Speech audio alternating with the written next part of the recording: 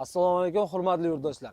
Chelak shahrida eski avtoshoh bekatida joylashgan yangi avtomobil kuzov ehtiyoj qismlari do'koni ochilgan.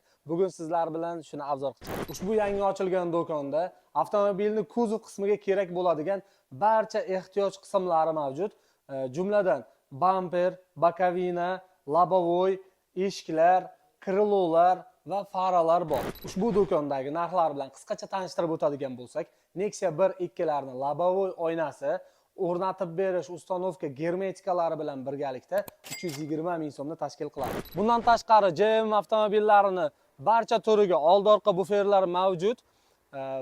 Narx bo'yicha misol tariqasida aytadigan bo'lsak, Nexia 1da oldi qora buferi Uskorum firmasiga tegishli 290 ming so'm kelishtirib beradigan joy ham bor. Agar sizga ham mana shunday ehtiyoj qismlari kerak bo'ladigan bo'lsa, ekranlarda ko'rib turgan telefon raqamlaringizga bemalol murojaat qilishlaringiz mumkin azizlar.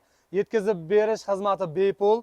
Bu videoni maksimal barcha usta mashinani pachaq qilgan jo'ralaringizga jo'natib qo'ying. Hammaga kattakon rahmat. Sizlardan Shohjahon Aslanov bo'ldi.